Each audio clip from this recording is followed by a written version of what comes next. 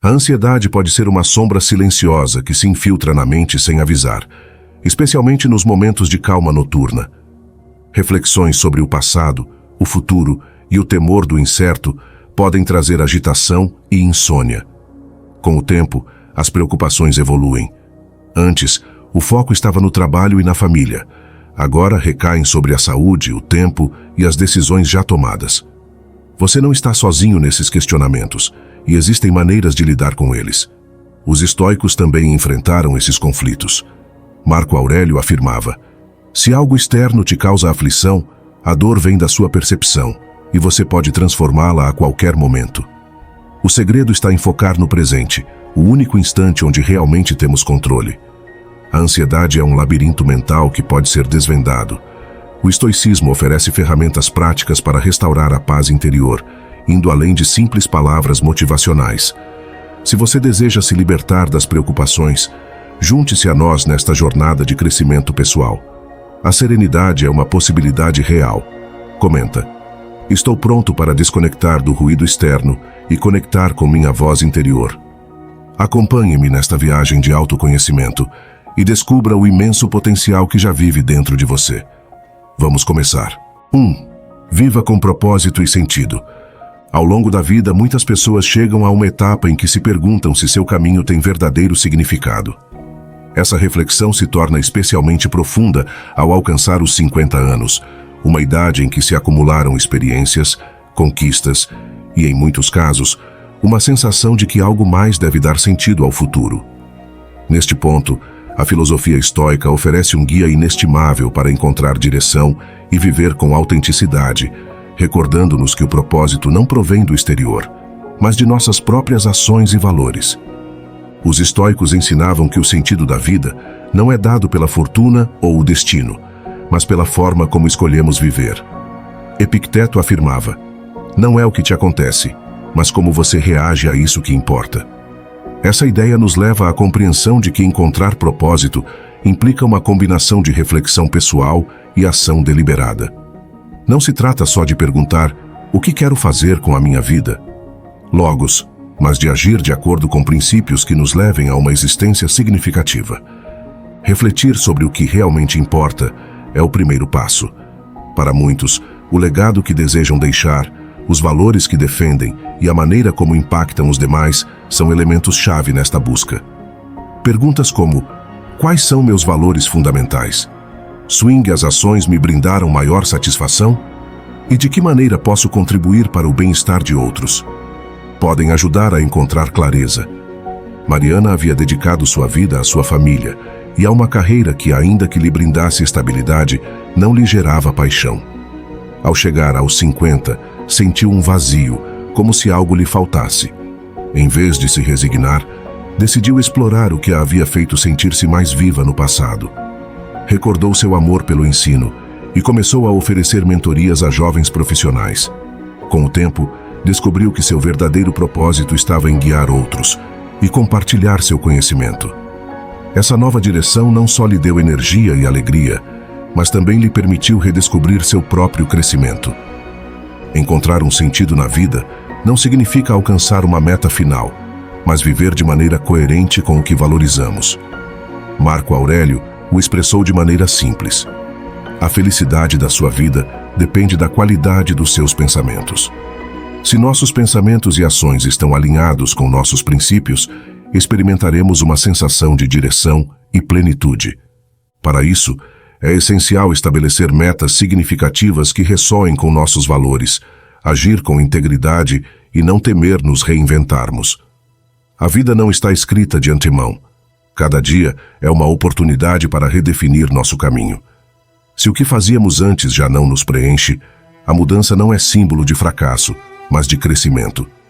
Contribuir para a comunidade também é uma fonte poderosa de sentido. Servir aos demais, seja através do trabalho, o voluntariado ou o simples ato de escutar, nos conecta com um propósito maior que nós mesmos. Como disse Sêneca, nada nos pertence, só o tempo.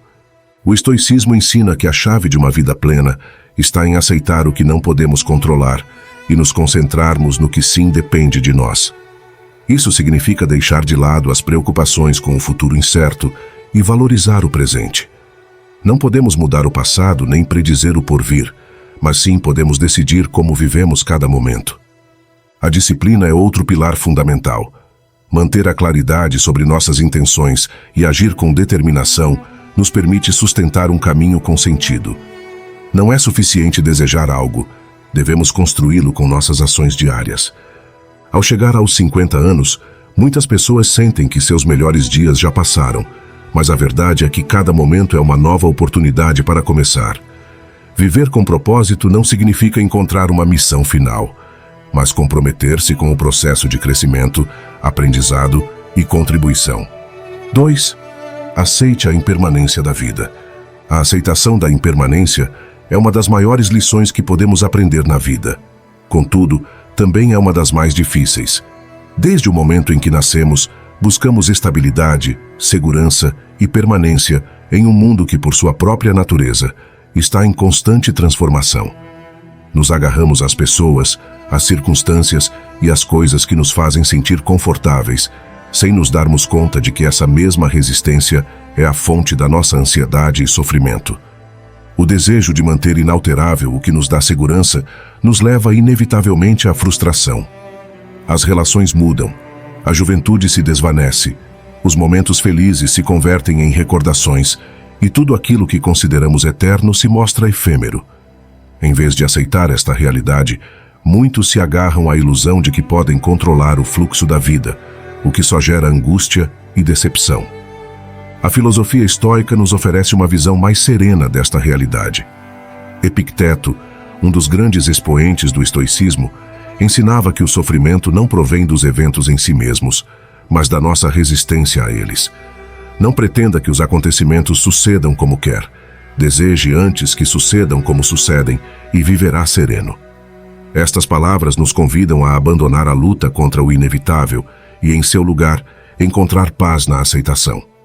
Andrés, um homem de meia-idade, se encontrava preso no medo do envelhecimento e da perda. Seu cabelo começava a embranquecer, seu corpo já não tinha a mesma energia de antes, e via como seus seres queridos também atravessavam suas próprias transformações. Este temor o atormentava, fazendo-o sentir que cada dia era uma batalha contra o tempo. Um dia, caminhando pela margem de um rio, observou como uma folha caía suavemente de uma árvore e flutuava sobre a correnteza. Em vez de resistir, a folha se deixava levar, movendo-se com a água sem oposição. Andrés compreendeu que a natureza não luta contra a mudança, mas que a integra. A folha não se agarra ao ramo, nem a água se detém por medo do que virá depois. Tudo segue seu curso, e a serenidade surge quando nos permitimos fluir com ele.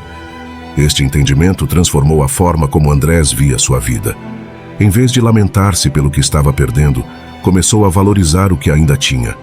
Apreciava cada conversa com seus amigos, cada pôr do sol, cada momento compartilhado com seus seres queridos, entendendo que a beleza da vida radica em sua fugacidade. Para aplicar esta aceitação na vida cotidiana, é útil recordar alguns ensinamentos. Tudo muda. A vida é um fluxo constante.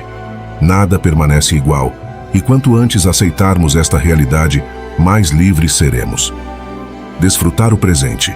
Em vez de nos preocuparmos com o futuro ou lamentarmos pelo passado, podemos enfocar nossa atenção no agora. Este instante é o único que realmente possuímos. Deixar ir com amor. Cada perda também é uma oportunidade para agradecer o vivido. Em vez de nos agarrarmos ao que já não está, podemos recordar com gratidão e soltar sem ressentimento. Viver com menos apego. A felicidade não pode depender da permanência das coisas. Se baseamos nossa paz em algo externo, sempre estaremos em risco de perdê-la. 3. Desconecte-se da negatividade externa. Vivemos em um mundo onde a negatividade parece onipresente. Notícias alarmantes, debates acalorados em redes sociais e conversas impregnadas de pessimismo se converteram em parte da nossa rotina diária. Sem nos darmos conta, nos submergimos em um mar de informação que, longe de nos nutrir, erode nossa paz mental. Esta constante exposição à negatividade externa não só afeta nosso estado de ânimo, mas também molda nossa percepção do mundo, levando-nos a um estado de ansiedade, preocupação e, inclusive, desesperança. O estoicismo, uma filosofia que perdurou ao longo dos séculos, nos recorda que a chave da felicidade e da paz não radica em controlar o mundo externo, mas em regular nossas reações ante ele. Marco Aurélio o expressou com claridade. Se te perturba algo externo, a dor não se deve à coisa em si, mas ao seu juízo sobre ela, e você tem o poder de revogar esse juízo em qualquer momento. Este ensinamento nos convida a refletir sobre a quantidade de energia que gastamos em aspectos que escapam ao nosso controle.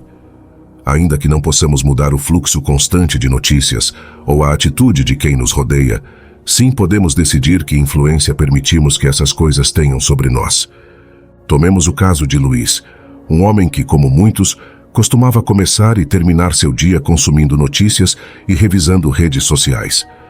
Com o tempo, notou que esta rotina o deixava com uma sensação de angústia e desassossego. Sentia-se preso em um ciclo de informação negativa que afetava sua capacidade de desfrutar o presente. Foi então quando decidiu fazer uma mudança. Reduziu drasticamente seu consumo de notícias, limitou seu tempo em redes sociais e elegeu-se concentrar em atividades que realmente enriquecessem sua vida. Descobriu o prazer da leitura, dedicou mais tempo à sua família e encontrou na meditação um refúgio para sua mente. Com o tempo, seu estado emocional melhorou notavelmente. Não porque o mundo tivesse mudado, mas porque havia aprendido a filtrar as influências externas. O caminho rumo à desconexão da negatividade não consiste em ignorar a realidade, mas em aprender a gestioná-la com inteligência e equilíbrio. Limitar a exposição a notícias e redes sociais é um primeiro passo crucial. Não se trata de viver na ignorância, mas de consumir informação com moderação e de maneira consciente, evitando cair em debates que só geram tensão. Assim mesmo, é fundamental rodear-se de pessoas que aportem luz e tranquilidade à nossa vida. O entorno que elegemos influi em nosso bem-estar mais do que imaginamos. Outro aspecto-chave é a gestão dos nossos próprios pensamentos. Frequentemente, a negatividade externa encontra eco em nossa mente quando não aprendemos a identificar e substituir ideias pessimistas com enfoques mais racionais. Questionar nossas crenças limitantes e eleger conscientemente pensamentos construtivos nos ajuda a construir uma perspectiva mais equilibrada da vida. Ademais, a conexão com a natureza oferece um refúgio incomparável para a mente. Afastar-se do ruído, respirar ar fresco e contemplar o entorno natural nos devolve a um estado de calma e claridade. Em um mundo acelerado, este simples ato pode ser um bálsamo para a alma. Também é essencial aprender a não tomar tudo pessoalmente. As críticas, comentários negativos ou atitudes hostis costumam dizer mais de quem as emite do que de quem as recebe. Praticar a indiferença estratégica ante o que não nos aporta nos protege de sermos arrastados pela corrente da negatividade alheia. A meditação e a respiração consciente são ferramentas poderosas para treinar a mente e evitar que se veja afetada por estímulos externos. Ao cultivar estes hábitos, fortalecemos nossa capacidade para nos mantermos serenos, inclusive em meio ao caos. Finalmente, a gratidão é uma prática transformadora. Concentrar-se no positivo, apreciar o que temos e reconhecer os pequenos prazeres da vida nos ajuda a manter o equilíbrio. A gratidão atua como um escudo frente à negatividade, permitindo-nos ver além das dificuldades e nos conectarmos com o valioso de cada dia. Desconectar-se da negatividade não significa fechar os olhos ante a realidade, mas eleger com sabedoria em que queremos enfocar nossa atenção. 4. Cultive a indiferença ante a opinião alheia. Desde que somos crianças, a opinião dos demais joga um papel importante em nossa percepção de nós mesmos. Buscamos a aprovação dos nossos pais, dos nossos mestres e, mais tarde, dos nossos companheiros e colegas. Contudo, à medida que envelhecemos, se torna evidente que a validação externa é uma armadilha que nos impede de viver com verdadeira autonomia. Aos 50 anos, uma idade em que muitas pessoas começam a refletir sobre sua vida e suas decisões, cultivar a indiferença ante a opinião alheia se converte em um ato de empoderamento. A sociedade contemporânea nos bombardeia com juízos constantes. Redes sociais, entornos laborais e círculos sociais estão repletos de opiniões que ditam o que é aceitável e o que não. Este escrutínio pode afetar a autoestima, gerando dúvidas sobre nossas eleições e convicções. Mas, como afirmou Epicteto, não nos afeta o que nos sucede, mas o que nos dizemos sobre o que nos sucede. A opinião alheia só tem poder sobre nós se o concedemos. Depender da aprovação externa é uma fonte inesgotável de ansiedade. Quem se preocupa excessivamente pelo juízo alheio molda sua vida em função de expectativas alheias, sacrificando sua autenticidade. É absurdo viver de acordo com a opinião dos demais e não com a própria razão, advertia Sêneca. Quem busca agradar a todos termina se perdendo a si mesmo. A verdadeira tranquilidade nasce quando compreendemos que a percepção dos demais não define nosso valor. Luiz, um homem de 52 anos, havia passado grande parte de sua vida se preocupando com a aprovação alheia. Como executivo em uma empresa, temia tomar decisões impopulares e se angustiava quando recebia críticas. Em sua vida pessoal, evitava conflitos para não ser mal visto. Contudo, esta constante busca de validação o fazia sentir-se vazio e esgotado. Foi então quando descobriu o estoicismo e começou a aplicar seus ensinamentos. Compreendeu que não podia controlar a percepção dos demais, só sua própria atitude. Pouco a pouco, aprendeu a tomar decisões baseado em seus princípios, em vez de no medo da opinião alheia. Com o tempo, sua confiança cresceu e encontrou uma paz que nunca havia experimentado. Cultivar a indiferença ante a opinião alheia não significa ser insensível ou egoísta. Implica reconhecer que não podemos controlar o que outros pensam e que nosso bem-estar não deve depender disso. Significa fortalecer a autoestima, praticar o desapego emocional e aprender a distinguir entre críticas construtivas e destrutivas. A meditação e a autorreflexão são ferramentas poderosas para treinar a mente e libertá-la do peso da validação externa. O juízo dos demais, na realidade, diz mais sobre eles do que sobre nós. As críticas costumam refletir inseguranças, invejas ou expectativas alheias. Ao compreender isto, nos tornamos mais imunes à opinião externa e nos enfocamos no que realmente importa, nossa autenticidade. Se vive de acordo com a natureza, nunca será pobre. Se vive segundo as opiniões, nunca será rico, afirmou Sêneca. A verdadeira riqueza radica na liberdade de ser o mesmo sem amarras à aprovação dos demais. Ao final, a vida é demasiado curta para ser vivida em função do juízo alheio. 5. Não sofra por antecipação. A mente humana tem um talento inigualável para fabricar problemas que ainda não existem. Se adianta, prediz catástrofes, inventa desfechos e, com frequência, sofre por antecipação. É como um diretor de cinema obcecado com a tragédia. Não se contenta em filmar o presente, mas projeta na telona da mente os piores cenários possíveis. Mas quão real é esse roteiro? Quantas vezes nossas preocupações se materializam tal como as imaginamos? Pense nisto. Uma mensagem inesperada do seu chefe chega ao seu telefone. Precisamos conversar. Em um instante, sua mente entra em ação, escrevendo um sem fim de histórias. Seguramente fiz algo errado. Talvez vão me demitir. Quizá cometi um erro grave. O coração se acelera, o estômago se contrai, o dia escurece. Mas quando chega a reunião, a realidade é outra. Seu chefe só queria discutir um novo projeto. Todo esse sofrimento antecipado foi desnecessário. Uma simples mensagem se converteu em um drama cinematográfico sem razão alguma. O mesmo sucede quando nota um sintoma físico. Uma leve fisgada no peito, uma dor de cabeça persistente. Antes de ir ao médico, sua mente já diagnosticou o pior. Será algo grave? Estou em perigo? Google não ajuda. Em segundos encontra doenças terríveis que parecem coincidir com seus sintomas. E enquanto espera a consulta médica, sua ansiedade segue crescendo. Mas quando o doutor finalmente te revisa, a resposta é simples. Estresse, tensão muscular, cansaço. Nada de que se preocupar. Então, para que sofrer antes do tempo? Os estoicos tinham um ensinamento claro sobre este tipo de sofrimento. Marco Aurélio escreveu: se você está angustiado por algo externo, não é o fato em si que te perturba, mas seu juízo sobre ele. E você pode revogar esse juízo agora mesmo. Em outras palavras, o problema não é o evento, mas a interpretação que lhe damos. Nos angustiamos mais por nossas ideias sobre o futuro do que pelo que realmente ocorre no presente. Por que sofrer duas vezes? A primeira, na mente, por um problema que ainda não existe. A segunda, se acaso o problema realmente chega. A maioria das vezes, só experimentamos a primeira. Vivemos com um guarda-chuva aberto todo o tempo, ainda que o céu esteja limpo, só por se acaso chova. É momento de questionar nossas preocupações. A próxima vez que sentir ansiedade por algo que ainda não sucede, pergunte-se: isto está ocorrendo neste preciso instante? Se a resposta é não, respire. Não vale a pena sofrer por adiantado.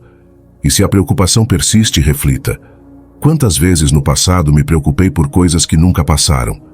Seguramente muitas. Nossa mente fabricou mais medos dos que realmente enfrentamos. O pensamento ansioso costuma começar com um "e se?" E se perco meu trabalho? Component placement.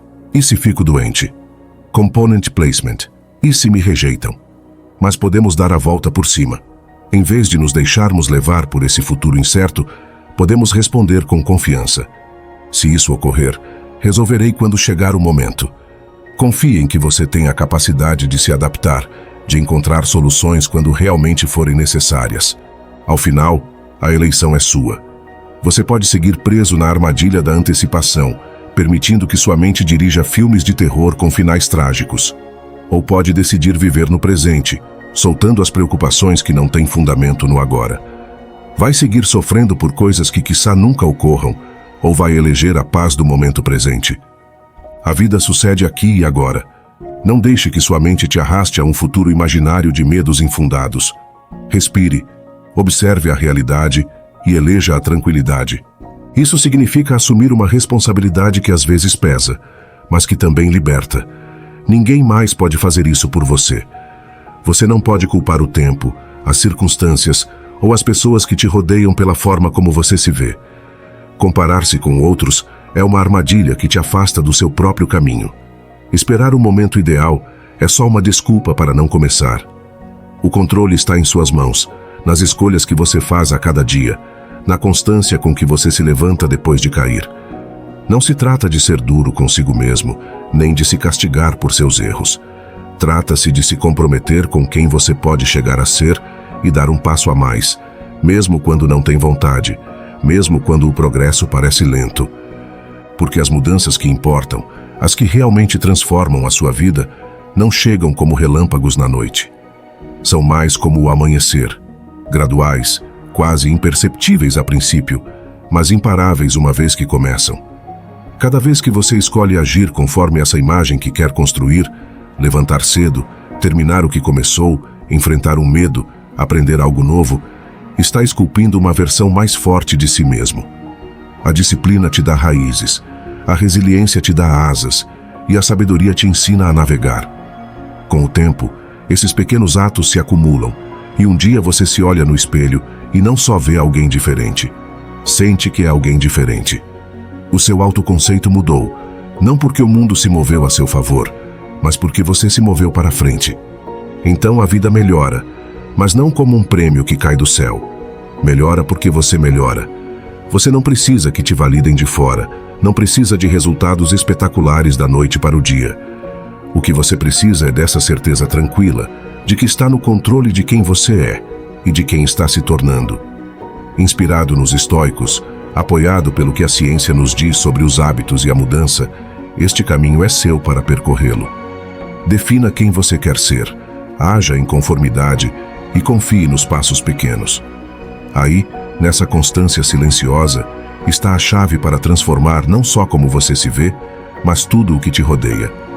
Porque quando você muda, o mundo não tem outro remédio senão mudar com você. 6. A importância da autodisciplina.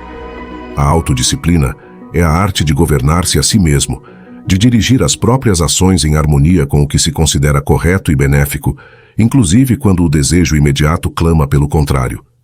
É a ponte entre a intenção e a ação, o equilíbrio que nos permite atuar conforme nossos princípios, em vez de sermos arrastados por impulsos momentâneos. No marco do estoicismo, a autodisciplina é mais que uma simples virtude. É um princípio reitor que proporciona estabilidade emocional e reduz a ansiedade ao nos brindar um sentido de controle sobre nossas vidas. Desde os tempos dos estoicos, se entendeu que o domínio sobre um mesmo é a única verdadeira liberdade. Epicteto, escravo convertido em filósofo, afirmava que não é o que nos sucede o que nos perturba, mas nossa interpretação disso. E essa interpretação, esse juízo interno, depende inteiramente de nós. A autodisciplina nos permite moldar esse juízo de forma consciente, evitando que as emoções descontroladas e a impulsividade nos afastem do nosso propósito. Nos converte em donos das nossas reações, em arquitetos da nossa serenidade. Quando uma pessoa carece de autodisciplina, fica exposta à tirania do desejo e à aversão. Enfrenta a vida como um barco sem timão, reagindo a cada onda em vez de dirigir seu curso. Isto gera ansiedade, porque viver sem direção implica estar à mercê de circunstâncias externas, o que inevitavelmente conduz ao medo e à incerteza. Marco Aurélio, em suas meditações, insistia na necessidade de recordar que nossas emoções e decisões dependem só de nós. Ao fortalecer a autodisciplina, nos libertamos do caos externo e encontramos paz em nossa capacidade de atuar com propósito. Contudo, é fundamental compreender que a autodisciplina não é um castigo nem uma imposição severa. Não se trata de uma guerra constante contra um mesmo, mas de um ato de autorrespeito e crescimento. Implica aprender a pospor gratificações imediatas em favor de benefícios a longo prazo, mas sem cair na armadilha do perfeccionismo extremo. A chave está na moderação, em encontrar o ponto médio entre o esforço e a flexibilidade, entre a firmeza e a compaixão. Um dos erros mais comuns ao abordar a autodisciplina é vê-la como uma carga, como uma luta interminável contra a preguiça e a desordem. Mas a realidade é que, quando se pratica com equilíbrio, a autodisciplina é fonte de liberdade. Nos liberta do arrependimento que surge quando atuamos contra nossos valores, da ansiedade que provém da falta de estrutura, do sofrimento que gera a autocomplacência excessiva. Sêneca o expressou claramente: o que é escravo dos seus desejos é mais escravo que qualquer outro. Para desenvolver esta qualidade, é essencial compreender que a autodisciplina não depende de uma motivação constante. De fato, uma de suas maiores vantagens é que nos permite atuar inclusive quando a motivação flaqueja. Mas então surge uma pergunta importante: como começar quando não há motivação alguma? Aqui radica a verdadeira dificuldade para muitas pessoas. A resposta está no compromisso com pequenas ações diárias, na criação de hábitos que reforcem a autodisciplina de maneira progressiva. Um estoico não espera sentir-se inspirado para atuar, simplesmente atua. A autodisciplina se constrói como um músculo, com esforço repetido e constante. Estabelecer rotinas simples, cumprir pequenas promessas consigo mesmo, aceitar a incomodidade temporal como parte do crescimento. Tudo isto contribui para forjar uma mente forte, capaz de enfrentar a vida com equanimidade. Ademais, é importante recordar que a autodisciplina deve ir acompanhada de autocompaixão. Ser disciplinado não significa ser inflexível, nem castigar-se por cada erro. A verdadeira autodisciplina permite reconhecer as próprias quedas sem cair na autocrítica destrutiva. Em vez disso, imagine o que aconteceria se você investisse essa energia no seu bem-estar interno. Não se trata de se tornar egoísta ou de ignorar o mundo, mas de se dar conta de que você não pode oferecer nada autêntico aos outros se estiver desmoronando por dentro. Epicteto, outro desses estoicos que entendiam a vida como uma arte de foco, dizia que não nos perturbam as coisas, mas a opinião que temos delas. Que simples e que brutalmente verdadeiro. Se você se sente mal porque não cumpre um padrão de beleza, sucesso ou carisma, não é o padrão que te fere, é o que você decide acreditar sobre ele. Mudar essa perspectiva não é fácil, mas é possível, e começa com algo tão humano como se tratar com compaixão. Falar consigo mesmo como você falaria com um amigo querido, não como com um juiz implacável. Se permitir falhar, descansar, ser imperfeito, porque nessa aceitação existe uma força que nenhuma aprovação externa pode te dar. Isso não significa que você deva descuidar do seu corpo ou da sua vida prática. Ao contrário, cuidar de si fisicamente faz parte desse bem-estar interno. Mas a diferença está no porquê. Comer bem, se movimentar, dormir o suficiente, não para parecer de certa maneira para os outros, mas para se sentir vivo, forte, em paz consigo mesmo. Sêneca, com a sua clareza cortante, nos recordava que vivemos como se fôssemos viver para sempre, adiando o essencial pelo urgente, pelo superficial. E se em vez disso você fizesse algo hoje, algo pequeno, que te conecte consigo? Talvez se sentar em silêncio por alguns minutos, escutar o que a sua mente tem a dizer sem julgá-la, ou caminhar sem rumo, só pelo prazer de estar presente. Essas ações não ganham aplausos, não são publicadas, não são medidas, mas te devolvem algo que o mundo não pode: o controle sobre a sua própria felicidade. Quando você começa a construir essa confiança de dentro para fora, algo curioso acontece. O peso das opiniões alheias se torna mais leve. Não é que deixem de existir, mas deixam de te definir.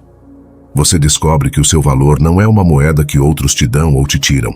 É algo que você já tem, que sempre esteve aí, esperando que você o veja. E com essa certeza vem uma liberdade imensa. Você já não precisa demonstrar nada, nem competir, nem se ajustar a moldes que nunca foram feitos para você. Você pode viver em plenitude, não porque tudo seja perfeito, mas porque sabe que a sua paz não depende do que está fora, mas do que você cultiva dentro.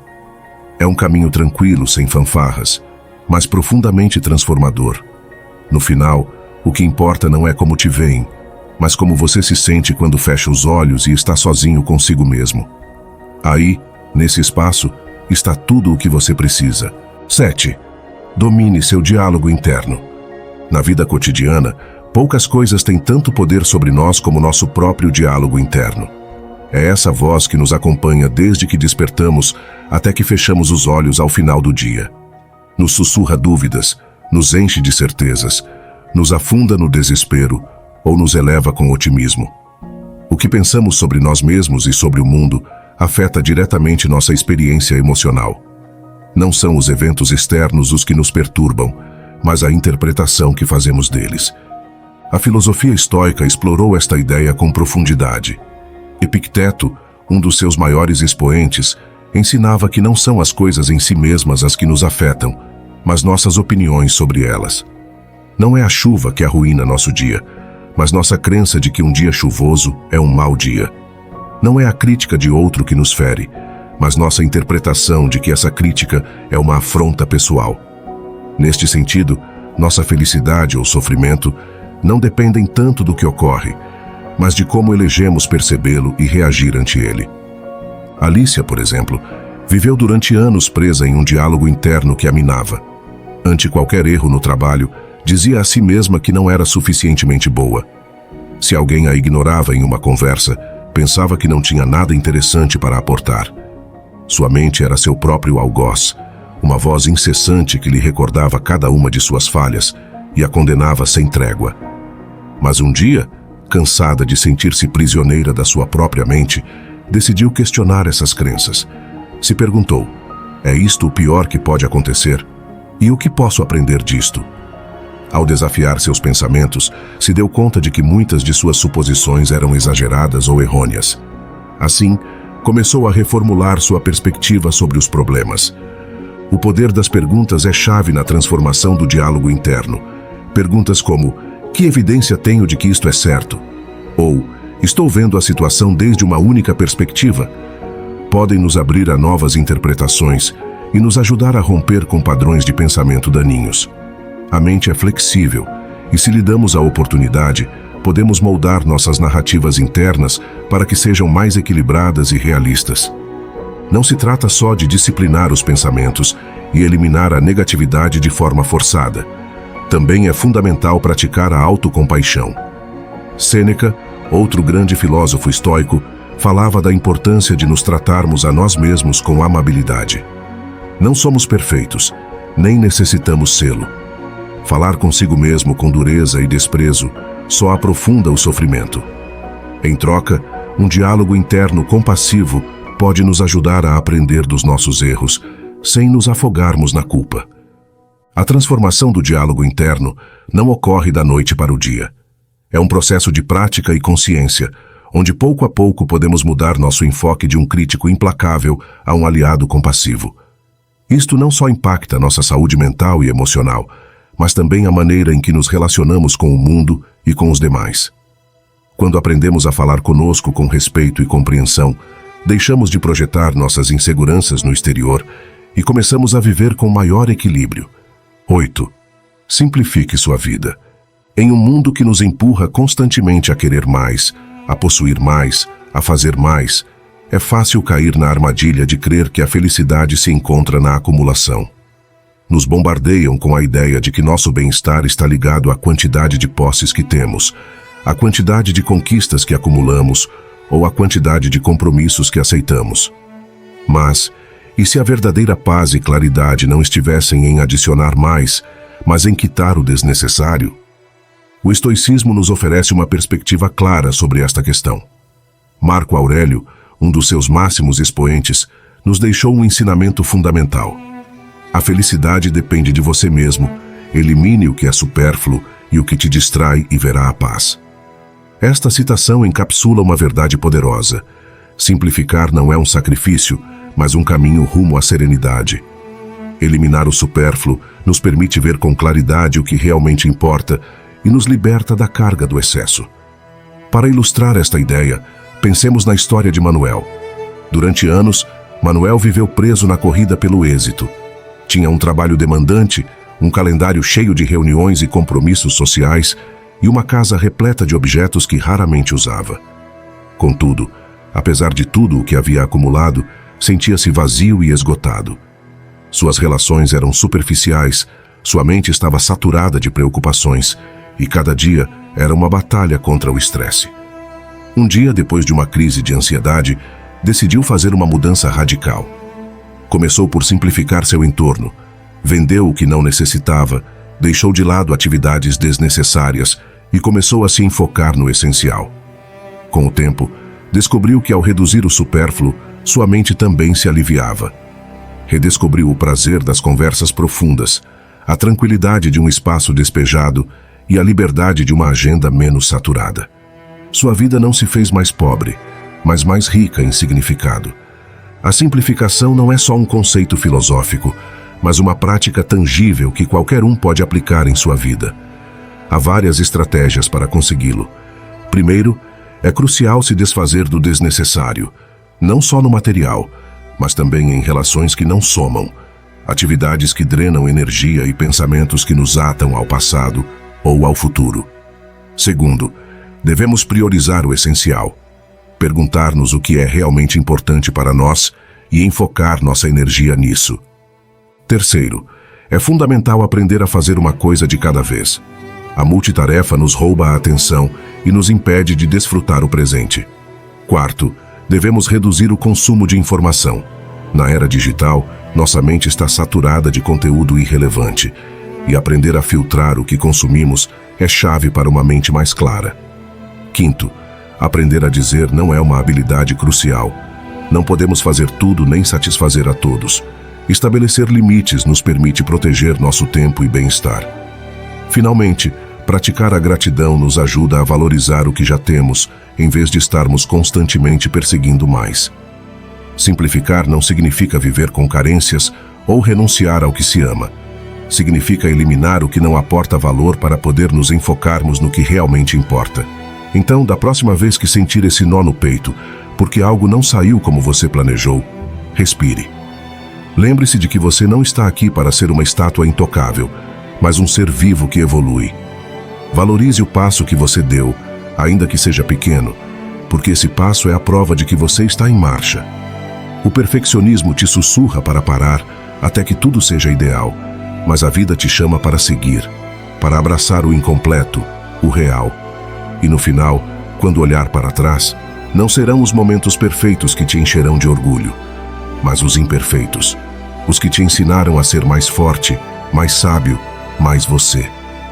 Existe uma voz dentro de você que às vezes sussurra e outras vezes grita. Uma voz que te diz que nada do que você faz é suficiente, que você sempre poderia ter feito melhor, que qualquer erro é uma sentença.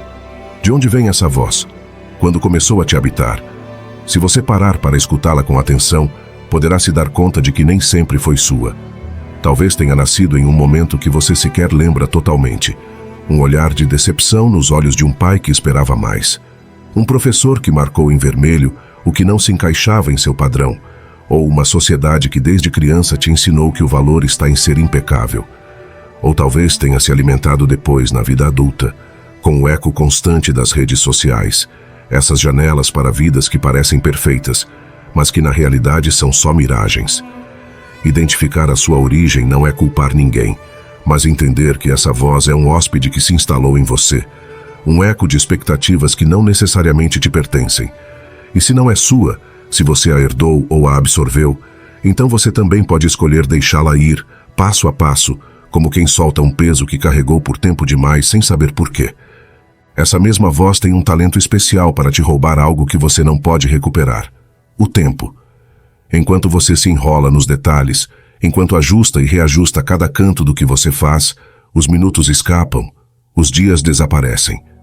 Não é só que te paralisa, é que te despoja da possibilidade de viver o que poderia ter sido.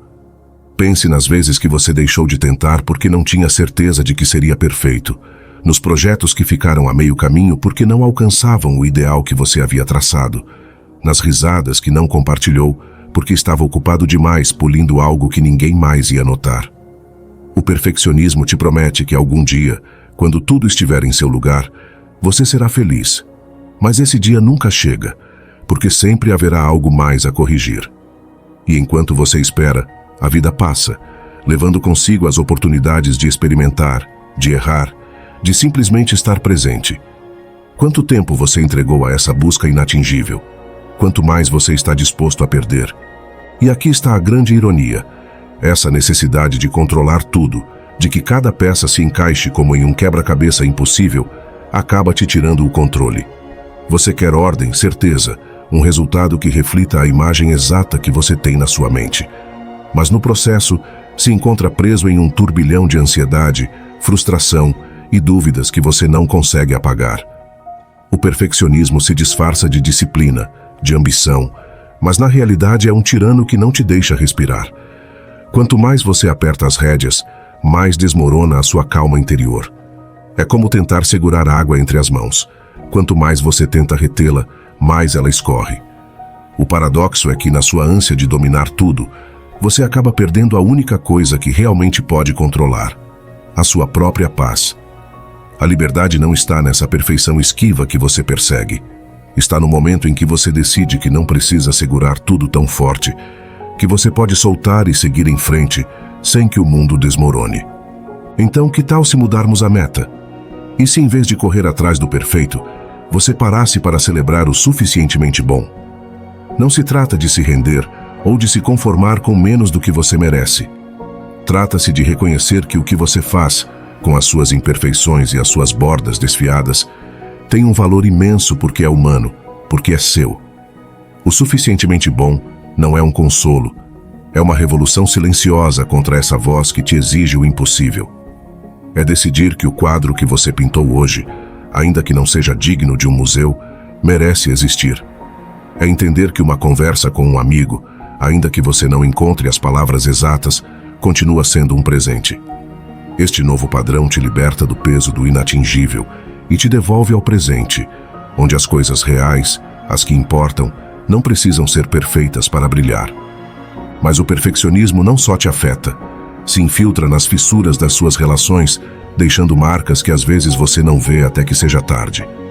Talvez você espere dos outros o mesmo que exige de si, que não falhem, que estejam à altura de um padrão que nem você pode cumprir sempre. Ou talvez você se afaste, se esconda atrás de uma fachada para que ninguém veja as suas fissuras, porque você acredita que ser imperfeito te torna menos digno de amor. Mas as conexões humanas não se constroem sobre alicerces de perfeição. Se tecem nos momentos desajeitados, nas desculpas sinceras, nas vezes em que alguém te vê tal como você é e decide ficar. Quando você deixa que o perfeccionismo governe como você se relaciona, acaba isolando aqueles que mais te importam ou impondo um peso que não deveriam carregar. Soltá-lo não só te salva, também dá aos outros a permissão de serem humanos ao seu lado. Se você quer começar a deixá-lo ir, experimente algo pequeno, mas poderoso. Abrace o imperfeito de propósito. Faça algo errado, não porque não te importa, mas para se lembrar de que o mundo não acaba se nem tudo sai como você planejou. Escreva um bilhete com a letra desordenada, deixe um canto da sua casa sem arrumar, envie uma mensagem sem relê-la até o cansaço. Você sentirá o nó no estômago, essa resistência que te diz que algo está fora do lugar. Mas fique aí um momento mais e respire. Você verá que não acontece nada terrível, que você continua inteiro, que a vida segue o seu curso. Esse ato simples é um lembrete de que o imperfeito não é o seu inimigo, é o seu mestre. Te ensina que você pode tropeçar e levantar, que você pode ser real e ainda assim ser suficiente.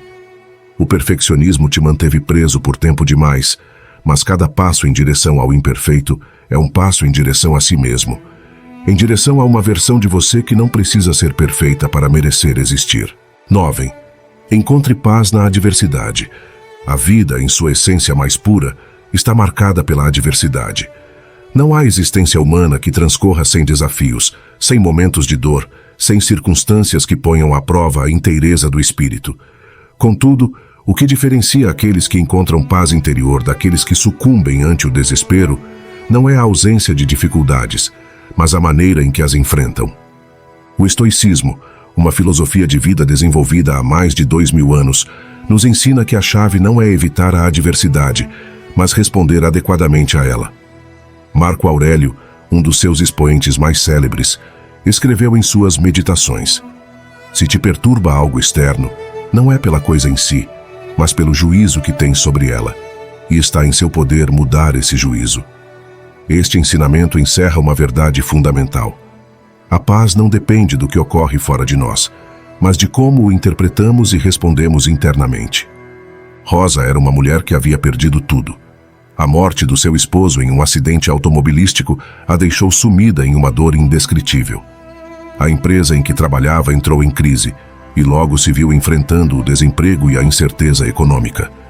Sua vida, que até então parecia estável, se converteu em um turbilhão de problemas que ameaçavam arrastá-la rumo ao desespero. Sentia-se sozinha, impotente e sem um rumo claro. Contudo, um dia, enquanto caminhava pela biblioteca da sua cidade, seus olhos se pousaram sobre um livro de estoicismo. Movida pela curiosidade, o tomou e começou a ler. As palavras de Epicteto ressoaram em sua mente. Não são as coisas as que nos perturbam, mas as opiniões que temos sobre elas. Essa frase foi o ponto de inflexão. Rosa começou a questionar seus pensamentos. Compreendeu que seu sofrimento não provinha exclusivamente de suas perdas, mas da sua resistência a aceitar o que havia sucedido. Aprendeu que lutar contra o inevitável só prolongava sua dor. Assim, em vez de seguir agarrada ao desespero, decidiu se enfocar no que sim podia controlar: sua atitude, suas ações, sua resposta ante a adversidade. Dedicou-se a buscar um novo emprego com determinação, reconstruiu sua vida social, se permitiu sentir dor sem que este definisse sua existência. A adversidade seguia presente, mas já não a dominava. Havia encontrado uma paz inquebrantável dentro de si mesma. A história de Rosa ilustra de maneira comovedora o poder do estoicismo na vida real. A filosofia estoica não promete uma vida sem dor, mas uma mente fortalecida para enfrentá-lo. Marco Aurélio nos recorda que o impedimento à ação avança a ação. O que se interpõe no caminho se converte no caminho. Em outras palavras, cada obstáculo é uma oportunidade para crescer, para aprender, para desenvolver uma fortaleza interna que nos permita viver com serenidade sem importar o que ocorra ao nosso redor. Encontrar paz na adversidade requer uma mudança profunda de perspectiva. Primeiro, é necessário aceitar que o sofrimento é parte inerente da vida. A resistência a esta verdade só gera angústia. Segundo, devemos aprender a distinguir entre o que podemos controlar e o que não. A perda de um ser querido, uma crise econômica, uma traição, são circunstâncias que escapam ao nosso domínio. Mas a maneira em que as enfrentamos está completamente em nossas mãos. Quando compreendemos isto, deixamos de nos sentirmos vítimas das circunstâncias e recuperamos nosso poder. Terceiro, a gratidão se converte em um refúgio em meio à tormenta. Ainda nos momentos mais obscuros, sempre há algo pelo que agradecer. A oportunidade de aprender, a resiliência que desenvolvemos, as pessoas que nos acompanham no caminho. Quarto, A prática da atenção plena nos ajuda a permanecer no presente. A maior parte do nosso sofrimento provém de reviver o passado ou temer o futuro. Ao nos centrarmos no agora, reduzimos a carga emocional daquilo que não podemos mudar. Quinto, é fundamental nos rodearmos de pessoas que nos inspirem e fortaleçam.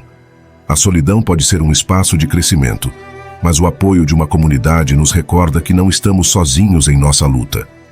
Sexto, cultivar a autodisciplina nos permite enfrentar a adversidade com equanimidade. A fortaleza mental não se desenvolve na comodidade, mas na prática constante de enfrentar desafios com determinação. E aí reside o paradoxo. Ao soltar o que não podemos mudar, ganhamos controle. Deixamos de ser marionetes das circunstâncias e nos tornamos artesãos da nossa própria existência. Quando alguém nos fere, por exemplo, não podemos apagar as suas palavras nem obrigá-los a se retratar. Mas podemos sim decidir se essas palavras se tornam veneno que nos corrói ou em um eco que se desvanece com o tempo. Quando o futuro se obscurece e a incerteza nos espreita, não podemos prever cada curva do caminho, mas podemos sim escolher caminhar de cabeça erguida, confiando na nossa capacidade de nos adaptarmos. Essa abordagem não só nos liberta do desgaste inútil, mas nos devolve algo essencial, a sensação de sermos donos de nós mesmos. Então, diante de qualquer situação, grande ou pequena, cotidiana ou transcendental, existe um hábito que pode transformar tudo, parar um momento e olhar com clareza. Isto que me inquieta, isto que me pesa, está sob o meu controle? Se a resposta for sim, haja, dê um passo. Faça o que estiver ao seu alcance com toda a força da sua vontade. Mas se a resposta for não, solte. Deixe que siga o seu curso, como um rio que passa diante de você enquanto você permanece firme na margem. Não é fácil a princípio. A mente resiste, insiste em se agarrar, em buscar soluções impossíveis. Mas com o tempo, essa prática se torna um refúgio, em um espaço interior onde ninguém nem nada pode entrar sem a sua permissão. Assim, a vida se torna menos uma luta e mais uma arte. Uma arte de discernir, de escolher, de avançar sem carregar mais do que o necessário. Porque no final, a fortaleza não está em dominar o mundo, mas em nos dominarmos a nós mesmos. E a paz, essa paz que tanto ansiamos, não é algo que encontramos lá fora, em um lugar onde tudo se encaixa. É algo que construímos dentro, tijolo a tijolo, cada vez que decidimos soltar o que não nos pertence e abraçar o que sim podemos transformar. Esse é o segredo de uma vida serena. Não lutar contra o inevitável, mas fluir com ele, sabendo que a nossa verdadeira força reside no que escolhemos fazer com o que nos resta. Dezembro. Valore o que você tem em lugar de lamentar o que falta. Na maturidade, a mente tende a se deter no balanço do vivido. É um momento em que as pessoas refletem sobre o que lograram e o que ainda anseiam. Contudo, este exercício de avaliação pode se converter em uma arma de dois gumes. Olhar para trás com nostalgia ou para frente com ansiedade nos afasta do presente, do único momento em que realmente podemos encontrar paz. A gratidão emerge então como a bússola que orienta a mente rumo à serenidade, afastando-a do turbilhão da insatisfação. Vivemos em uma sociedade que glorifica a acumulação e a constante busca de mais dinheiro, mais êxito, mais reconhecimento. Desde a infância, se nos ensina a aspirar ao seguinte, sem nos determos a valorar o que já temos. As redes sociais e a publicidade reforçam esta mentalidade, mostrando-nos vidas aparentemente perfeitas que contrastam com nossa cotidianidade. Esta comparação perpétua nos condena a uma sensação de insuficiência, onde o que possuímos parece minguar frente ao que poderíamos ter. A filosofia estoica oferece uma perspectiva radicalmente distinta. Sêneca nos recorda que não é que tenhamos pouco tempo, mas que perdemos muito. Esta reflexão nos convida a olhar com outros olhos nossa realidade. Em lugar de nos enfocarmos no que nos falta, os estoicos nos ensinam a valorar o que já está em nossas mãos. Epicteto também nos instrui na arte da aceitação. O sofrimento não provém dos eventos externos, mas da interpretação que fazemos deles. Assim, a insatisfação constante é um produto da nossa mente, não da realidade em si mesma. O perigo de viver em um estado de insatisfação permanente radica na incapacidade de reconhecer a abundância no presente. É como ter um copo cheio de água e, em lugar de bebê-la, nos preocuparmos por encontrar um vaso maior. Este desejo inesgotável demais nos impede de desfrutar o que já conseguimos, deixando nossa felicidade sempre postergada. Marta, uma mulher com uma vida aparentemente plena, é um exemplo de como a gratidão pode transformar a percepção da realidade. Com uma família amorosa, um trabalho estável e saúde, Marta, contudo, vivia com uma sensação constante de carência. Comparava sua vida com a dos seus colegas mais exitosos, com seus amigos que viajavam constantemente ou com pessoas que pareciam ter tudo. Esta insatisfação a levava a sentir que sempre lhe faltava algo para ser feliz. Não foi até que começou a praticar a gratidão de maneira consciente que sua perspectiva mudou. Ao fazer um esforço por registrar cada dia aquilo pelo que se sentia agradecida, Marta começou a notar a riqueza da sua vida. Não necessitava mais. O que tinha já era suficiente. A transformação foi profunda. Em lugar de viver na frustração, aprendeu a saborear a alegria do que possuía. Cultivar a gratidão não é um exercício abstrato, mas uma prática diária. Fazer uma lista daquilo pelo que estamos agradecidos nos permite treinar a mente para se enfocar na plenitude e não na carência.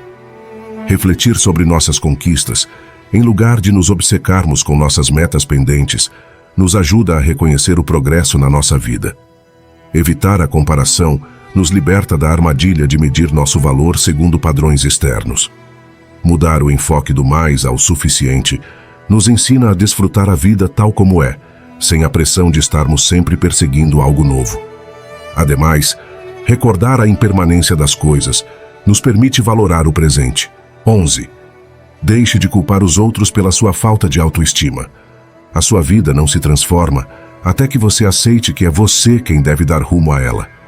Enquanto você insistir em culpar os outros pelos seus medos ou pela sua tristeza, continuará preso em uma cela que você mesmo construiu, um lugar onde o único guarda é a sua própria forma de pensar.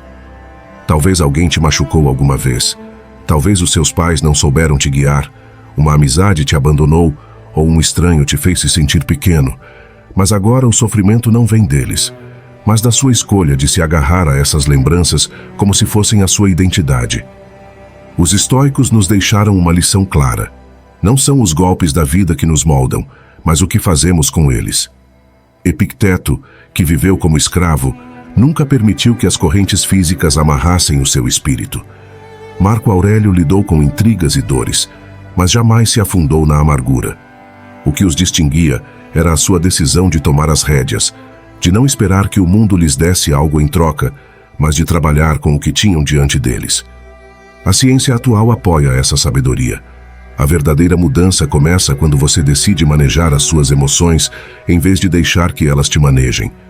Não se trata de se revolcar no que passou, mas de se dar conta de que, ainda que não tenha podido evitar certas dores, hoje sim você pode escolher o que fazer com elas. O ontem está escrito em pedra, mas o significado que você dá a ele e o caminho que você toma a partir daqui dependem só de você. Cada vez que você aponta o dedo para alguém pela sua falta de confiança, você lhe dá as chaves da sua felicidade, como se ainda tivessem o poder de te definir, mas eles já não estão. Só resta o eco do que fizeram e as amarras que você se nega a soltar. Até quando você vai carregar esse peso? Quantas vezes mais você vai repetir para si mesmo essa história que te mantém estagnado, desculpando a sua estagnação em vez de romper com ela? Perdoar não é dizer que tudo esteve bem, não é apagar o que passou nem justificar ninguém. É decidir que você já não vai deixar que essa dor te roube mais dias, porque quem se machuca é você, não eles. O rancor é como se agarrar a uma brasa esperando que outro sinta o calor, mas só te queima. Os estoicos sabiam bem disso. Não desperdiçavam a sua força em rancores. Entendiam que o passado é imutável, mas o agora é seu para moldá-lo. Dentro de você existe uma parte que ainda dói, que espera que alguém repare o que quebrou, que alguém lhe dê o que lhe faltou. Mas essa reparação não virá de fora, não atrarão aqueles que te falharam. É você quem deve estender a mão a si mesmo, quem deve dizer a si mesmo, já chega, agora eu tomo o controle. Você não é uma vítima esperando resgate, você tem a capacidade de se levantar e curar. Cada dia que você se agarra às culpas do passado é um dia que você perde no presente.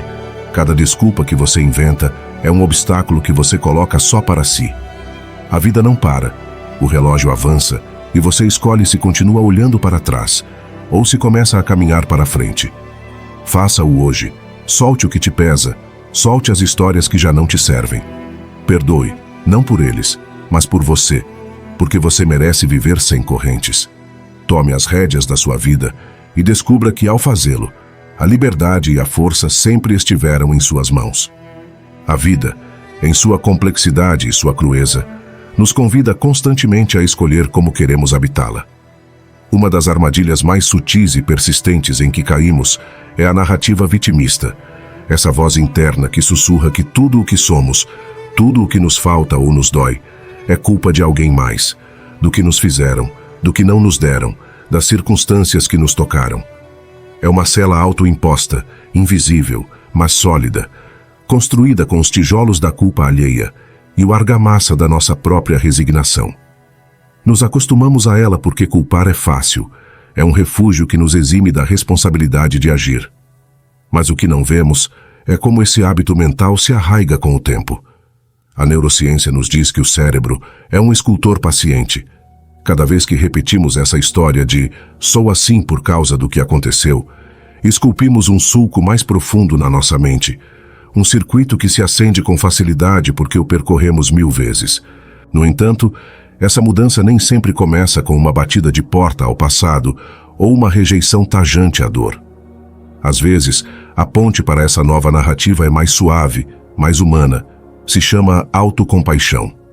Não se trata de ignorar o que sentimos ou de nos forçarmos a superar de um dia para o outro. Soltar o rancor e tomar as rédeas soa libertador, mas antes de dar esse passo, existe um momento intermediário que não podemos pular. Olhar com bondade o que nos feriu. Dizer a nós mesmos, sim, isto doeu. E está tudo bem que eu sinta, não é fraqueza. É um reconhecimento valente da nossa humanidade. Estudos como os de Kristin Neff nos mostram que a autocompaixão não é ficar preso na autocomplacência, mas uma ferramenta poderosa para aceitar as nossas feridas sem permitir que nos definam. Antes de soltar a brasa ardente do rancor, se dê permissão para sentir o seu calor, para segurá-la um instante com ternura para consigo mesmo.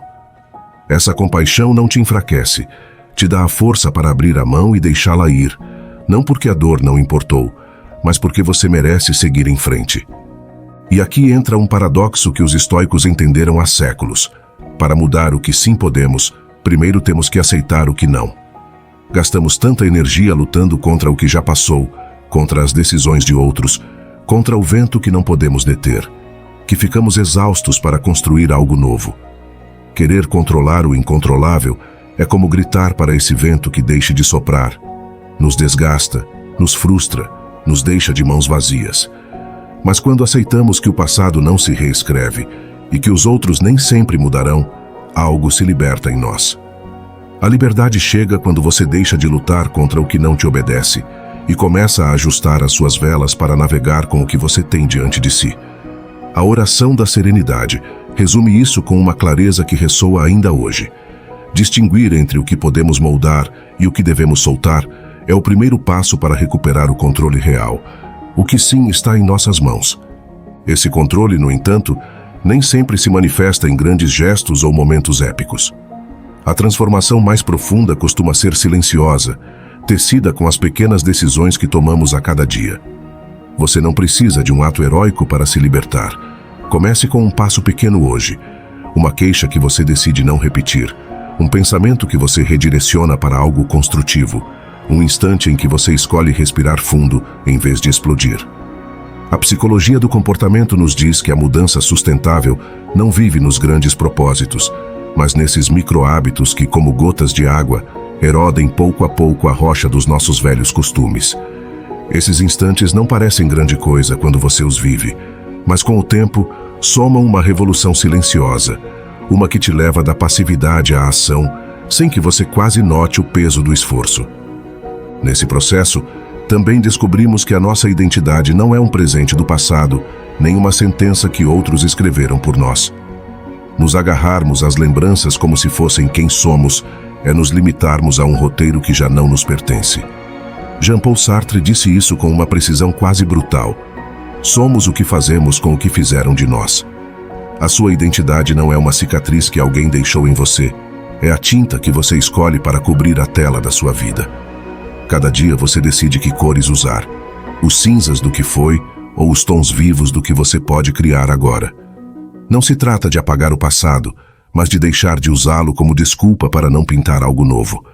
É uma construção ativa, um ato de vontade que te lembra que, ainda que você não tenha controlado o pincel no princípio, agora ele está em suas mãos.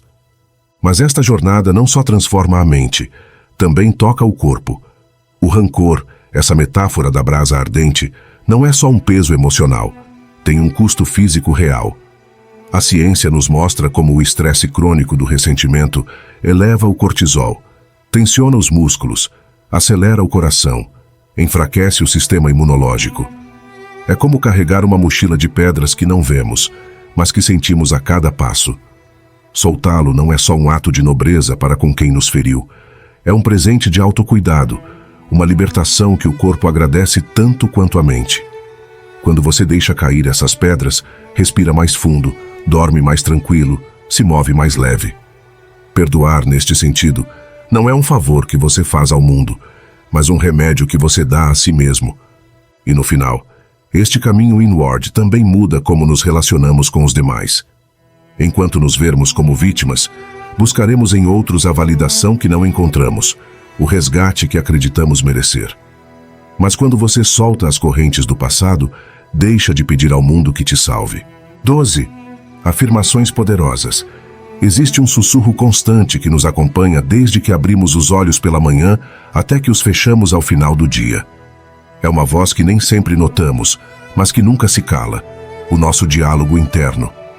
Essas palavras que dizemos a nós mesmos, às vezes em silêncio, às vezes quase sem nos darmos conta, têm um poder imenso, muito maior do que costumamos reconhecer. Não são só pensamentos passageiros nem ecos vazios. São os fios com os quais tecemos a tela da nossa identidade, de como nos vemos, de como nos sentimos e, em última instância, de como agimos no mundo. Imagine por um momento que a sua mente é como uma tela e que cada palavra que você diz a si mesmo é um traço de tinta. Alguns dias você pinta com cores escuras, com frases como "não sou suficiente" ou "isto é demais para mim", e a tela se tinge de sombras que pesam sobre os seus ombros. Outros dias, quando você escolhe palavras diferentes, como "estou crescendo" ou "tenho o que é preciso", a tela se ilumina e algo dentro de você começa a se mover em uma direção nova. O fascinante disso é que não se trata de um processo mágico nem de um truque passageiro. É algo que acontece porque a nossa mente, em sua essência mais profunda, é maleável. Não distingue entre o que é real e o que repetimos a ela uma e outra vez. Se você se olha no espelho e diz a si mesmo que não pode, que não merece, que não está à altura, o seu subconsciente escuta e assente, como um aprendiz obediente que toma nota de cada instrução. Com o tempo, essas palavras se tornam crenças, e essas crenças se solidificam como paredes invisíveis que limitam o que você se atreve a tentar. Mas aqui está a chave. Funciona igual na direção oposta. Se você começar a sussurrar para si mesmo que é capaz, que está aprendendo, que merece o bom que a vida tem para oferecer, a sua mente também aceitará isso. Não porque seja verdade de imediato, mas porque a repetição tem um poder silencioso, mas implacável. Como a água que desgasta uma pedra com o seu gotejar constante, as palavras que você escolhe vão esculpindo quem você é e quem você pode chegar a ser. Pense no que disse Marco Aurélio há séculos. A sua alma se tinge com a cor dos seus pensamentos. Não estava falando de poesia, mas de uma verdade que ressoa inclusive hoje, quando a ciência começa a se pôr em dia com o que os filósofos intuíam. Estudos sobre a mente humana nos mostram que o que repetimos molda as conexões no nosso cérebro, como se estivéssemos traçando caminhos novos em uma floresta densa. Se os caminhos velhos estão cheios de espinhos, não vale a pena. Sempre falho. É porque os percorremos tantas vezes que se tornaram familiares. Mas quando você começa a caminhar por trilhas diferentes, dizendo "estou melhorando" ou "tenho força para seguir", a floresta muda. Não da noite para o dia, claro, porque isto não é um conto de fadas. É mais como treinar um músculo. A princípio você sente resistência, inclusive incômodo, mas a cada passo o esforço se torna mais natural e o caminho se torna mais claro. O que faz com que esse processo seja tão poderoso é que não depende das circunstâncias externas. Não importa se o mundo ao seu redor está em calma ou em caos. O que importa é como você decide falar consigo mesmo em meio a tudo isso. Epicteto entendeu bem isso quando disse que não são as coisas que nos afetam, mas como as interpretamos. Se você cai e diz a si mesmo, sou um desastre, o golpe dói o dobro. Mas se você se levanta dizendo, isto faz parte do meu caminho e estou aprendendo, a dor se transforma em algo mais leve, algo que você pode levar consigo sem que te esmague. Não se trata de se enganar nem de fingir que está tudo bem. Trata-se de escolher uma narrativa que te impulsione em vez de te deter. Porque no final, as barreiras maiores não estão lá fora, nos obstáculos do mundo, mas dentro de nós, nessas ideias que deixamos crescer sem questioná-las. Mudar essa narrativa não é um ato de vontade heróica, nem um momento de revelação instantânea. É um processo lento, quase artesanal. Pense nas afirmações como pequenas sementes que você planta a cada dia. A princípio você não vê nada, só a terra e silêncio. Mas se você as regar com constância, se falar consigo mesmo com clareza e convicção, sou resiliente, confio na minha capacidade de avançar, algo começa a brotar. O mais belo disso é que você não precisa de nada que você já não tenha. Não é preciso esperar o momento perfeito, nem buscar uma ferramenta mágica fora de você. O poder está nas palavras que você já usa todos os dias, só que agora você pode escolhê-las com intenção. Quando você se sentir perdido ou pequeno, você pode parar e dizer a si mesmo, estou aqui e isso já é suficiente. Quando a dúvida te puxar para baixo, você pode sussurrar para si mesmo, tenho o que preciso para seguir. Não é questão de gritar para o mundo nem de convencer ninguém mais. É um presente que você dá a si mesmo, um ato de respeito para com quem você é e para com quem você está destinado a ser. Porque no fundo, isto não se trata só de superar limites ou alcançar metas. Trata-se de se reconhecer como alguém digno de confiança, de esforço, de amor. E ao fazê-lo, você descobre que o potencial que sempre esteve aí, esperando, não era um sonho distante, mas uma verdade que só precisava ser dita em voz alta. Então hoje, enquanto lê isto, imagine o que aconteceria se você começasse a falar consigo mesmo de uma maneira nova. Não amanhã, não quando as coisas forem mais fáceis, mas agora mesmo. Imagine como você se sentiria ao deixar para trás esses velhos roteiros de insuficiência e substituí-los por palavras que te elevam. Você não tem que ter tudo resolvido, nem ser perfeito para começar. Você só tem que estar disposto a tentar.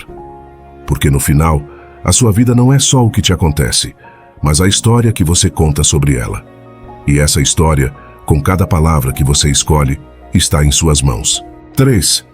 Rodeie-se de pessoas que reforcem a sua confiança. As pessoas que nos rodeiam são como espelhos que refletem, de maneira sutil, mas constante, uma imagem de nós mesmos. Nem sempre notamos, mas a sua presença, as suas palavras e as suas atitudes vão tecendo uma rede invisível que molda a nossa confiança, a nossa mentalidade e a forma como nos percebemos. Existem dias em que uma só frase de alento pode acender em nós uma faísca de segurança, enquanto que um comentário mordaz, repetido com o tempo, pode se tornar uma sombra que carregamos sem nos darmos conta. Isto não é um exagero nem uma mera intuição. É uma verdade que se infiltra na nossa vida cotidiana e que, se a observarmos com atenção, nos revela quão determinante pode ser o entorno humano em que decidimos nos mover. Pensemos em como isto funciona. Quando alguém ao seu lado celebra as suas pequenas conquistas, quando reconhece o esforço que você coloca em algo ainda que o resultado não seja perfeito, você sente que o seu valor não depende só do que você conquista, mas do que você é.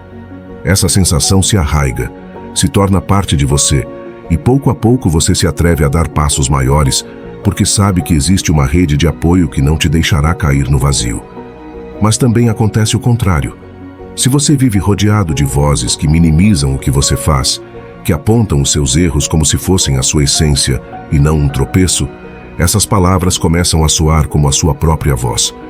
O que a princípio era uma crítica externa se transforma em um murmúrio interno que te faz duvidar de tudo, das suas capacidades, dos seus sonhos, inclusive do seu direito de tentar. E assim, sem se dar conta, você se encontra preso em uma versão de si mesmo que não te representa, construída a partir dos olhares e dos juízos de outros. Por isso, escolher com quem compartilhamos o nosso tempo não é um luxo nem um capricho, mas uma necessidade profunda. Os estoicos, como Epicteto e Marco Aurélio, entenderam bem isso. Nos recordaram que nem tudo está em nossas mãos. Não podemos controlar o clima, os eventos inesperados ou as opiniões alheias. Mas podemos sim decidir a quem deixamos entrar no nosso espaço mais íntimo, esse lugar onde se forjam os nossos pensamentos e se nutre a nossa alma. Marco Aurélio escreveu que a nossa vida é o que os nossos pensamentos fazem dela, e ainda que ele pusesse a ênfase na disciplina interna, não ignorava que o que nos rodeia influencia nessa matéria-prima da mente.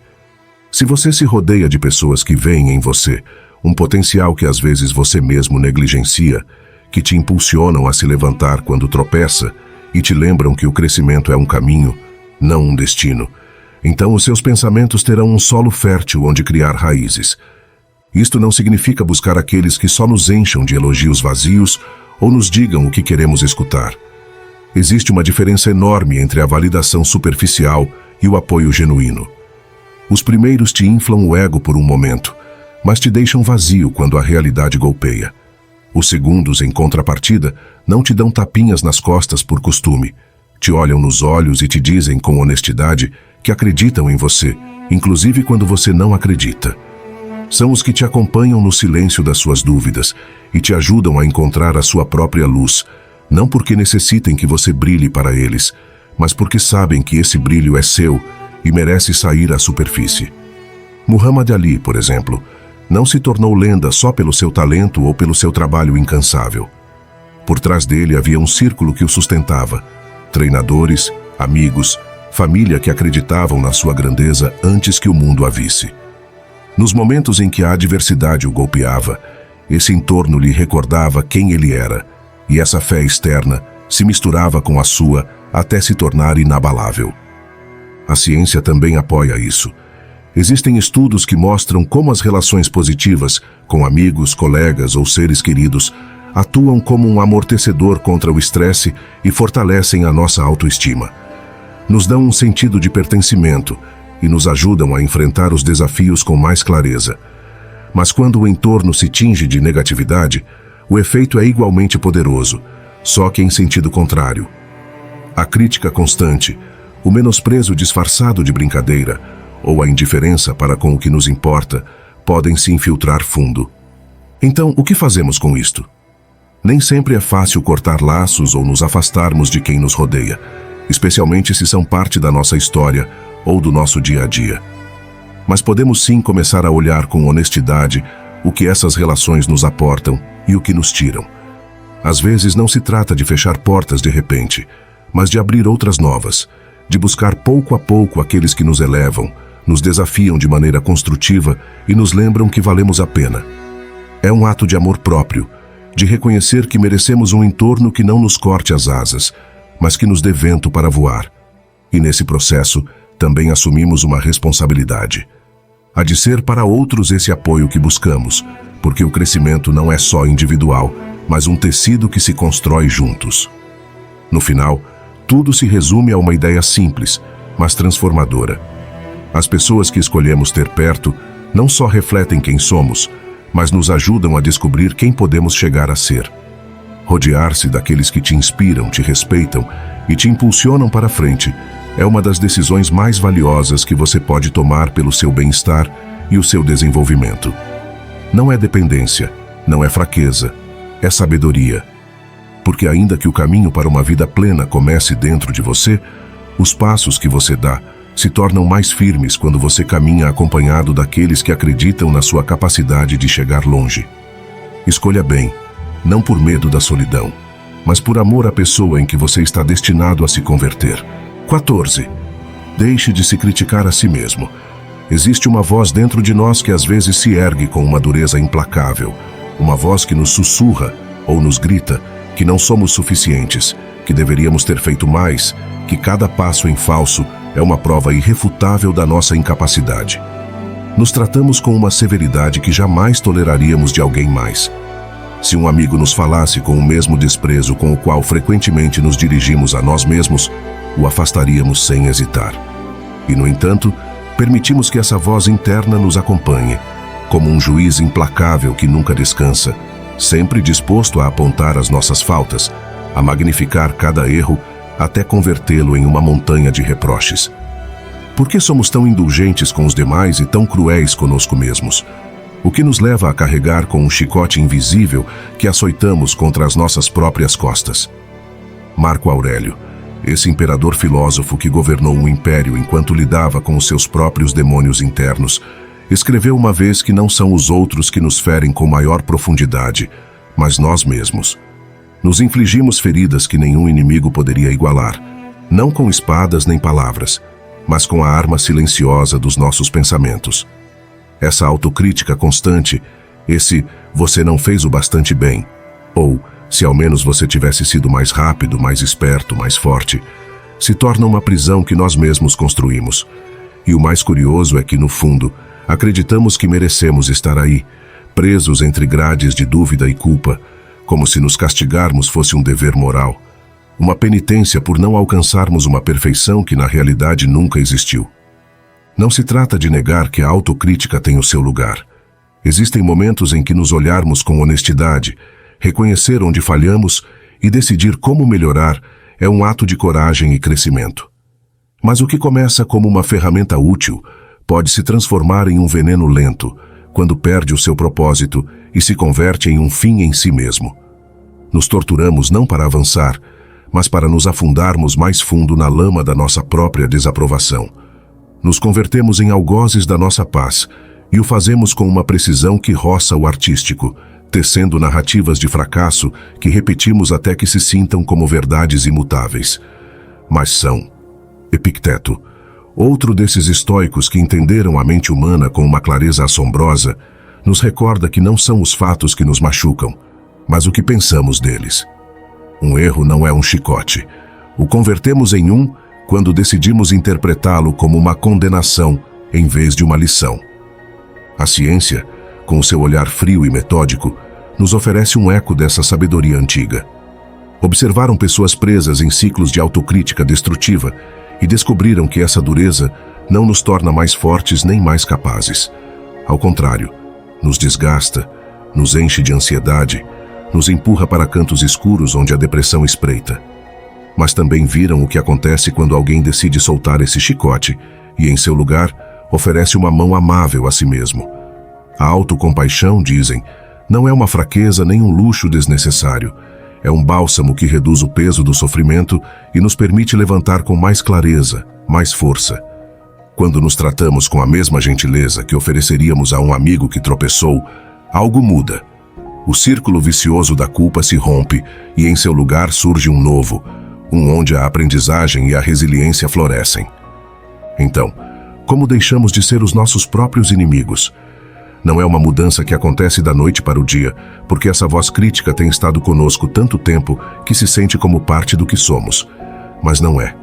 É um hábito, um eco de velhos medos ou expectativas que alguma vez absorvemos, e como todo hábito pode se desfazer. Começa com escutar essa voz, não para obedecê-la, mas para questioná-la. Que provas ela tem do que diz? É justo esse veredicto que ela pronuncia com tanta segurança? Pouco a pouco, o diálogo muda. Em vez de nos focarmos só no que falta, podemos voltar o olhar para o que conquistamos, para o esforço que fizemos, para as vezes que seguimos em frente apesar de tudo. Não se trata de inflar o ego, mas de reconhecer com gratidão que somos humanos, imperfeitos, sim, mas também capazes de coisas extraordinárias. Praticar essa gratidão para conosco mesmos é como acender uma luz na escuridão. Ilumina o que antes negligenciávamos, o que a voz crítica nos ensinou a desprezar. E com essa luz vem uma fortaleza diferente, uma que não nasce da dureza, mas da compreensão. Os estoicos sabiam bem disso. Não há fraqueza em se tratar com dignidade. Ao contrário, é o ato supremo de controle. de decidir que as nossas emoções não nos arrastarão, mas também não as esmagaremos sob um jugo desnecessário. Deixar para trás essa autocrítica que nos paralisa não só nos liberta, nos transforma. Nos dá uma confiança que não depende da perfeição, mas de saber que podemos enfrentar os desafios sem nos tornarmos o nosso próprio obstáculo. Nos permite pensar com clareza, agir com propósito, avançar sem arrastar o peso morto da dúvida constante. A vida já tem tempestades suficientes para superar, golpes suficientes que vêm de fora para que nós mesmos nos somemos à lista de adversários. Inspirados pela sabedoria daqueles que refletiram sobre o céu de Roma e apoiados pelo que a ciência desvendou sobre a nossa mente, podemos escolher um caminho diferente. Podemos decidir nos tratar com respeito, aprender sem nos autodestruirmos e caminhar de cabeça erguida, não por arrogância, mas pela paz que vem de saber que somos suficientes, não apesar das nossas imperfeições, mas com elas. Este é o presente que nos espera do outro lado da autocrítica destrutiva. Uma existência onde não somos nem vítimas nem algozes, mas companheiros de nós mesmos, navegando a vida com uma fortaleza tranquila e uma compaixão que não pede permissão para existir. Não é um luxo, não é uma indulgência, é uma necessidade, um ato de justiça para com o ser que somos, para com o esforço que fazemos a cada dia, para com a dignidade que merecemos simplesmente por estarmos aqui, respirando, lutando, crescendo. 15. Rodeie-se de pessoas. Existe um eco silencioso que ressoa na nossa vida cotidiana, um murmúrio que nem sempre notamos, mas que molda quem somos, as vozes, as atitudes e as energias das pessoas que nos rodeiam. Não vivemos isolados, ainda que às vezes desejemos. Somos criaturas porosas, permeáveis ao que nos envolve. Marco Aurélio sabia bem disso quando escreveu que a alma se tinge da cor dos seus pensamentos. Mas o que acontece quando esses pensamentos não são só nossos, mas se infiltram a partir das palavras, dos gestos e dos olhares daqueles que nos acompanham? O entorno social não é um pano de fundo passivo.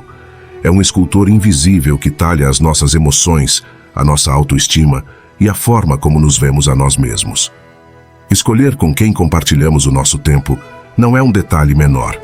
É um ato de sobrevivência emocional e um passo rumo à fortaleza interior. Pensemos em como nos sentimos depois de passar tempo com alguém que sempre encontra uma nuvem no céu mais limpo. Existem pessoas cuja presença parece absorver a luz, que convertem uma conquista em uma crítica velada ou um sonho em uma dúvida pungente. Não é que sejamos frágeis por notarmos isso, é que a influência externa tem um poder imenso, quase inevitável. Sêneca, com a sua clareza cortante, advertiu isso há séculos. As companhias tóxicas são como um veneno lento que se infiltra na mente se não soubermos lhes impor um limite. Não se trata de culpar os demais pelas nossas fraquezas, mas de reconhecer que o que deixamos entrar no nosso espaço tem consequências. A negatividade alheia pode ser como uma sombra que se estende sobre nós, obscurecendo o que poderíamos ver com clareza se estivéssemos sozinhos, ou melhor ainda, rodeados daqueles que acendem uma faísca em vez de apagá-la. Mas o reverso dessa moeda brilha com uma promessa diferente. A psicologia social moderna nos confirma isso.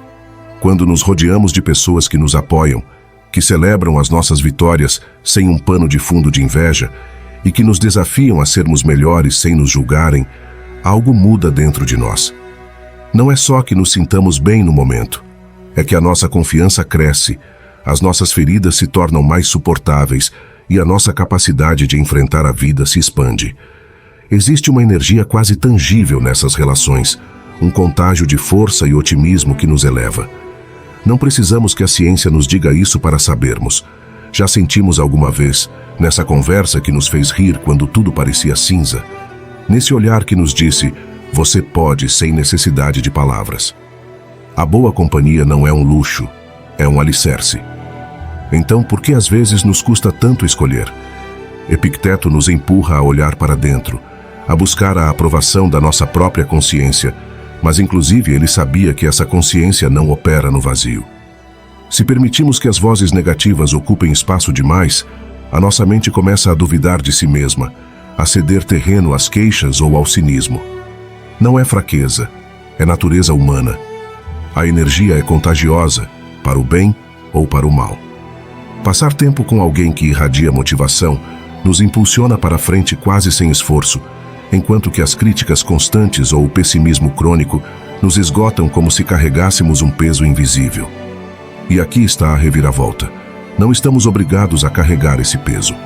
Nos afastarmos daqueles que nos afundam não é um ato de egoísmo nem uma traição. É sabedoria, um reconhecimento de que a nossa mente merece proteção. Proteger a mente é uma arte que os estoicos entenderam como poucos. Marco Aurélio via isso como uma fortaleza interior, um refúgio que devemos cuidar das tempestades externas. E poucas coisas ameaçam esse refúgio, tanto quanto as pessoas que, sem saber ou sem querer, semeiam dúvidas onde deveria haver clareza. Escolher um entorno positivo não é um capricho nem uma busca por comodidade superficial. É uma decisão lógica, quase estratégica, diante dos desafios que a vida já nos lança sem pedir permissão. Porque a vida não é fácil, e precisamente por isso precisamos de aliados, não âncoras. A boa companhia não se mede pelo que alguém tem ou pelo que aparenta, como apontava Sêneca, mas pela força do seu caráter e pela atitude com que enfrenta o mundo. São essas pessoas que não só estão ao nosso lado, mas que nos fazem querer estar à altura de nós mesmos. E se olharmos ao redor e não encontrarmos essa luz, o passo seguinte não é nos resignarmos, mas buscá-la. Nos libertarmos da negatividade não é um presente que nos cai do céu. É uma escolha ativa, um movimento valente rumo a algo melhor. Não é preciso esperar que o entorno mude por si só. Podemos sair para encontrar aqueles que nos inspiram, aqueles que nos lembram que crescer é possível. Transformar a nossa vida começa por transformar com quem a compartilhamos. A mensagem é clara e ressonante. Nos rodearmos de pessoas que nos elevem é um ato de responsabilidade para conosco mesmos, uma forma de honrar a nossa mente e o nosso potencial. Não é só uma proteção contra o que nos desgasta, é uma aposta pelo que nos faz florescer. Inspirados pela calma estoica e apoiados pelo que sabemos hoje da alma humana, chegamos a uma verdade simples, mas poderosa. A qualidade de quem nos rodeia não é um detalhe, é o mapa da nossa própria travessia. Este não é o final do vídeo, é o começo de algo maior. Não quero que você só escute estas ideias, quero que as aplique. Então, aqui está um desafio. Durante as próximas 24 horas, enfrente cada obstáculo com a calma de um estoico. Não reaja, não reclame, só observe, reflita e haja com sabedoria. E quando fizer isso, volte aqui e me conte nos comentários como mudou o seu dia. Porque o conhecimento sem ação é só entretenimento, mas aplicado, se converte em poder. Nos vemos no próximo vídeo.